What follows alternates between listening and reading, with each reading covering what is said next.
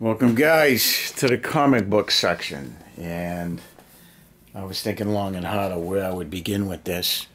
I just got up a little while ago, and I was trying to figure out how to begin. So, what do we do? Let's see. Okay, so to begin, I started collecting comic books when I was about 10 or 11 years old. After we had moved out of the projects, we got into a better neighborhood. My dad got a better job, and I started getting an allowance, which was like, I don't know, 25 cents a week, 50 cents a week. And that lasted a little while until he said I had to get a job. And I was about 11 or 12 at the time, and I started delivering newspapers for the Boston Globe. I took over 2 paper routes. I had about 150 daily customers, what we call weekly customers, and then I had about 200 Sunday customers. So I made quite a bit of money for a kid. I mean, I think I made like maybe $20 to $30 a week delivering newspapers, which for a 12-year-old boy back in the late 60s, that really wasn't too bad. So what that meant was comic books had gone up from 12 cents to 15 cents, and later on it would go 15 cents, 20 cents, and then 25 cents. About the 35-cent period to the 40-cent period, I had stopped collecting comic books. I had joined the Marine Corps, and I was gone. And I think my mom and dad kind of got rid of a lot of my stuff. I think that's goes without saying for almost everybody. So where do I begin? When I got out of the Marine Corps, I came back home and I started collecting comic books again. I found a couple old books here and there, some old soldiers, some Airfix stuff, some comic books, stuff that my mom and dad had missed that was down in the basement with a lot of other old stuff. And they had just missed a couple boxes here and there. And then I started beginning collecting again. And what I did was I created these little books where I would cut, if you remember The Wizard, I would cut little pictures out of what I wanted and what I had, and I would do these little log books, little journal entries of what I wanted, and I would go from there. And I would just do like weird stuff with it. So I started again, and what I'm doing now is this. So let's start.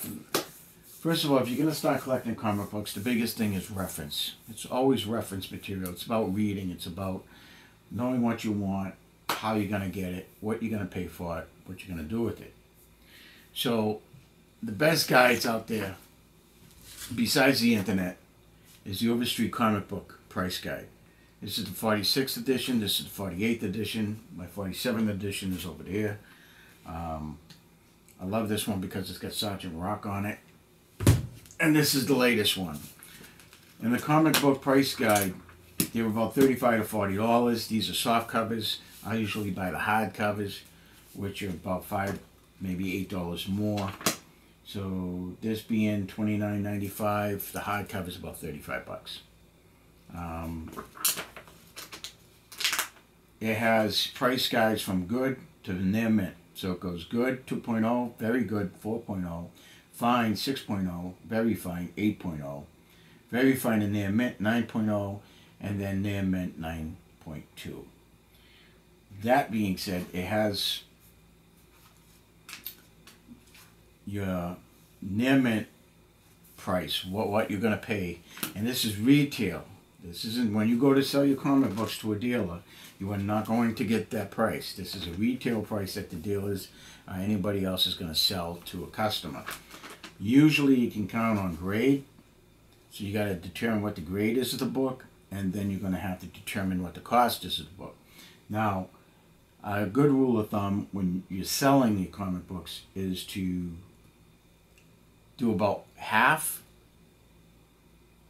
of what you're going to get. So in other words, if you had Sad Sack's Funny Friends, #1, in near mint condition at 9.2, it's guiding for $180. You're probably going to get about maybe $60, $70 for it.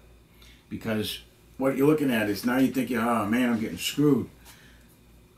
You have to consider that the comic book store owner has an overhead. They have to pay for electricity, they have to pay for heat, they have to pay for storage, they have to pay their mortgage, and whether they're renting the store, they own the store. So they have to put all those costs in there. And how often does somebody come in and buy a $100 comic book, a $200 comic book? So you got to add all that stuff. Now you can sell your books on eBay and hope you get a good deal, or you can bring it to the comic book shop, or you can make a private sale, trade, whatever you want to do. So this is a great reference material. It's a good guide to see how much your books are worth, what they're going for. Then you got to figure out what you're going to guide them for. What's their condition? You can have real crappy books that aren't worth anything, and even though it's a rare book, it might be in really bad condition, tore up, water damage, burnt, rats ate it, insects ate it, your dog ate it, your kids ate it, somebody ate it. So it's condition. So what I suggest is picking up the Overstreet Comic Book Guide for grading comic books. Now they have the short form, and they also have a long form. I believe I got one over here. Yes, I do.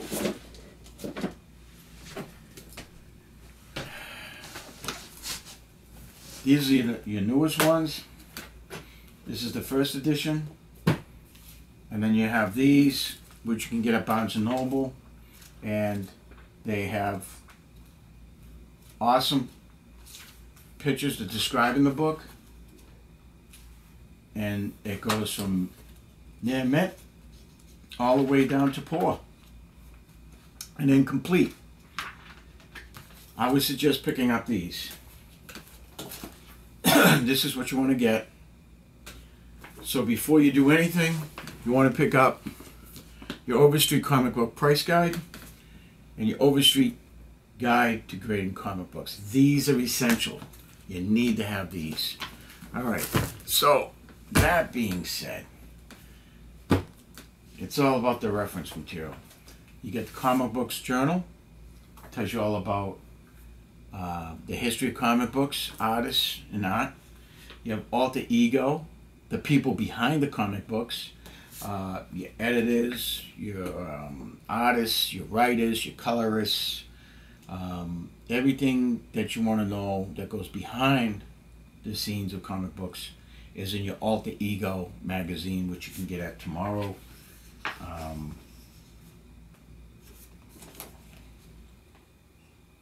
I used to have it here.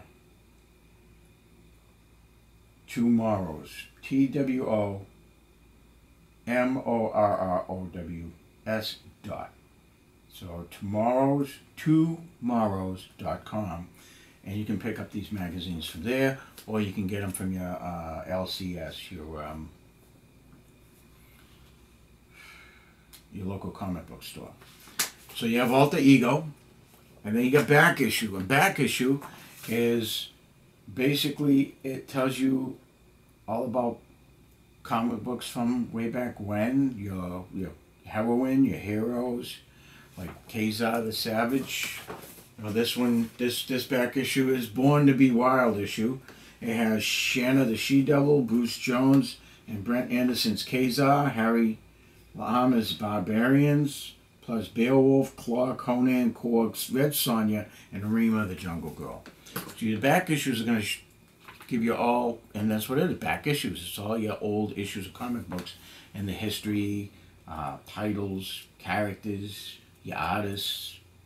And where this is more of kind of like a biography, this is more of a history of your comics. A visual guide. So, then you can always pick up little odds and ends like this is the official handbook of the Marvel Universe, the Book of the Dead in 2004. I picked it up for like 50 cents a while ago, and basically it tells me all the characters that died up to 2004, and if you were like the Ancient One, Ant-Man, Baron Zemo, Bloodstone, Fabian Cortez, Graydon Creed, and Magic, Microchip, and so on and so forth. So you get these little things, and that can add to your little reference.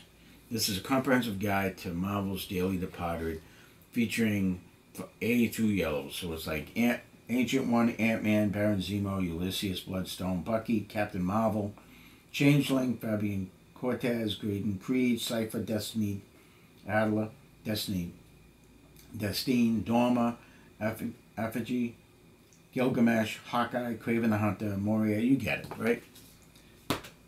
So, that's the beginning of comic book collecting. Now, what I like to do is I like to buy what I like as far as artwork goes. So, you've got those are your encapsulated books, CGC encapsulated comic books, and then what we call raw comic books. These are comic books that haven't been graded, like these here. They haven't been graded, and those books have been graded. So, depending on what, now I stayed away from the encapsulated books until a couple of years ago, maybe 3 or 4 years ago. I started picking them up because your encapsulated books are more of a investment. So you see, I have a Captain America here at 8.0, and I have a Captain America there.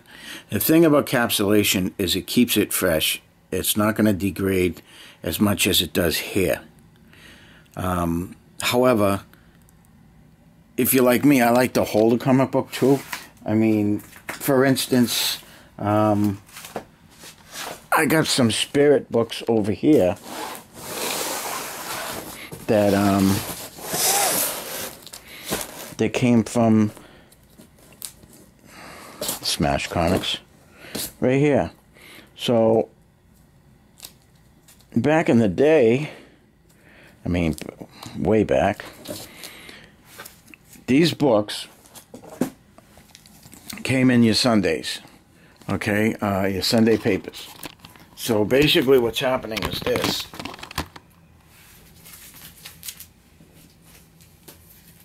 When you got your Sunday paper, they had a comic book section. Now this is September 1940. This is February 1941. This is June of 1941. June 29th of 1941. And then October 1943 and December 45. Now, the thing about that's really amazing about this is 1940. The world is at war. France is beaten by Germany. The world is basically under Nazi domination. And then February 9th, 1941 is the beginning of the new year, right? I mean, we got January, now we got February. So I have February, June, and then 43. But December 1941, December 7th, 1941, is when Japan is going to drag the United States into World War II. Had they not attacked the United States in 41, what would the world look like today? But these books survived that period. And these were from newspapers. You can see how they're yellow. And